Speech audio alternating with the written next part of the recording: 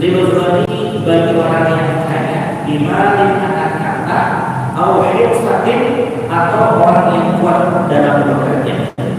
Ini juga maksiat dari sebagian dari lisan, karena meminta-minta itu adalah perbuatan menghinakan diri, menghinakan keluarga, lebih-lebih menghinakan Islam.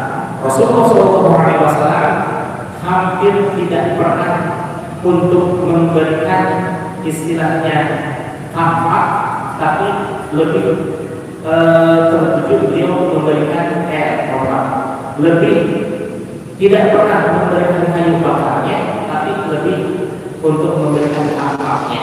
Kalau seseorang diberikan kayu bakar, hanya konsumtif saja, besoknya dibakar lagi, walaupun untuk makanan, menghasilkan makanan, tapi kan itu hanya konsumtif untuk keluarga itu saja. Tapi kalau dikasih kampak untuk mencari kayu, maka dia bisa mencari kayu lebih, yang lebihannya itu bisa untuk dijual, sehingga suatu saat diharapkan dengan pemberian kampak untuk usaha itu, maka akan mengentaskan kemiskinan minimal untuk orang yang diberi. Apalagi sampai komunitas yang terbiasa dia menyumbangkan kepada orang dengan diberikan alat pekerjaan, maka akan mengentaskan kemiskinan secara lingkungan. Dahsyat sekali ya. Maka kata beberapa para ulama, daripada mau memberikan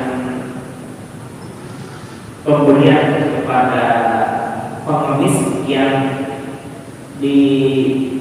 diperkirakan kuat untuk bekerja, mendingan diberikan peluang untuk bekerja daripada memberikan rupiah, maka lebih memungkinkan untuk diberikan bekerja. Ya.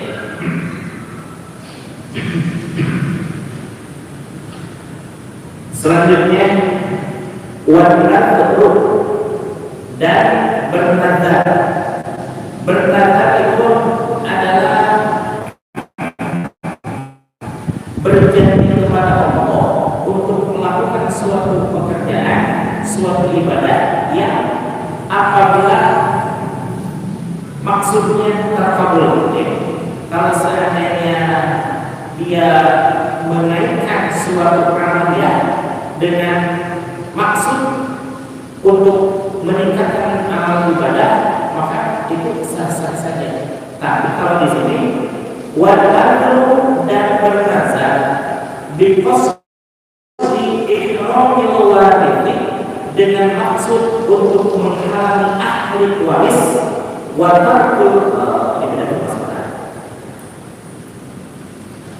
bernazar untuk bermaksud menghalangi ahli waris mendapatkan warisnya. Contoh, misal saya udah tua gitu ya, udah tua dan saya punya putra 4, tapi nauzubillah gitu ya, hati saya dongkol kepada anak-anak saya, sehingga saya bernazar akan mengeluarkan harta saya yang dengan maksud bernazar itu untuk menghabiskan harta warisan saya, sehingga tidak dapat anak-anak saya. Nah, itu yang membuat yang menjadikan nazar itu adalah kesalahan. Padahal nazar sah-sah saja, dan itu biasa dilakukan oleh para sahabat dan juga para tabi'in, sehingga nazar merupakan suatu syarat yang diperbolehkan karena mengaitkan amal ibadah dengan maksud kalau kita terkabul. Tapi juga ulama yang mutasawwifin, para ulama yang tasawuf tidak setuju dengan adanya nazar. Kenapa? Karena kok nazar dikait-kaitkan dengan seandainya, kalau saja, ya. Kalau ibadahnya bukan saja, ya, dilakukan untuk mendapatkan keridhaan Allah, bukan hanya untuk mendapatkan maksud kalau kita tercapai sesuatu baru beribadah. Tapi kalau menyanyikan menjaga ibadah, ya sah-sah saja selama tidak mengganggu hak orang lain. Kalau di sini mengganggu hak orang lain, an-nasu bernazar di pos di luar ini dengan niat untuk menghalangi ahli waris mendapatkan harta warisnya. Otomatis kan kalau saya bekerja begini-begini, kalau seandainya sakit saya sembuh misalnya, akan saya diberikan seluruh harta saya. Otomatis anak, istri, ayah, ibu, dan akhwat tidak mendapatkan harta. Kenapa? Sudah habis. Nah, itu yang kita ya. Watarul wasiyah, dan meninggalkan wasiat bidainin dengan hutang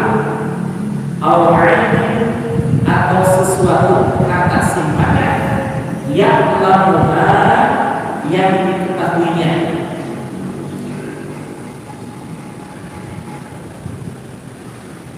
yang lamuha yang mengetahui kata simpanan tersebut ghairi selain orang itu. Ya, nah memang wasiat itu sendiri adalah suatu syariat yang dilakukan oleh Rasulullah SAW, dan memang setiap kaum muslimin wal muslimat hendaknya berwasiat sebelum dia meninggalkan dunia ini. Dalam artian kalau seseorang sudah dirasa gitu ya, aduh sakit-sakitan dulu nih, kemudian dia harus meninggalkan wasiat. Tentu wasiat itu yang berkaitan dengan agama. Misalkan saya bersakit nih, yang bertangan di bawah ini nama Qadarsyah, misalnya Muhammad Qadarsyah, mewasiatkan kepada putra saya yang bernama Muhammad Abdul Karim untuk meneruskan pendidikan agamanya yang sesuai dengan minat dan bakatnya. Adapun untuk pemilihannya diambil dari harta saya yang ditinggalkan kepada ibunya, dititipkan kepada ibunya. Nah, itu wasiat itu maka menjadi suatu kewajiban bagi yang dititipi wasiat untuk melaksanakannya. Saya beberapa kali melihat seseorang mewasiatkan sesuatu yang kalau zaman sekarang itu dikuatkan dengan notaris ya, notaris. Kalau itu berhubungan dengan aset tertentu. Tapi kalau seandainya tidak berkaitan dengan aset berkaitan, maka tidak jadi masalah. Wasiat itu asal diberikan kepada seseorang yang dipercaya. Ya.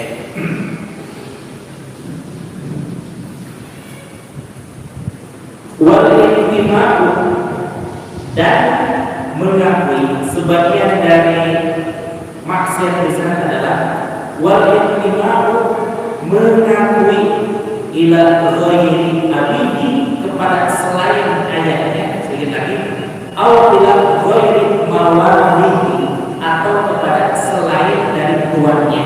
Misalkan orang lain diakui sebagai ayahnya atau tuan orang lain diakui sebagai tuan kita kalau misalnya keberadaannya. Tapi kalau yang sekarang mengakui kepada seseorang sebagai ayahnya itu tidak diperkenankan. Bahkan anak-anak pun tidak diperkenankan untuk bernasab kepada ayah anaknya,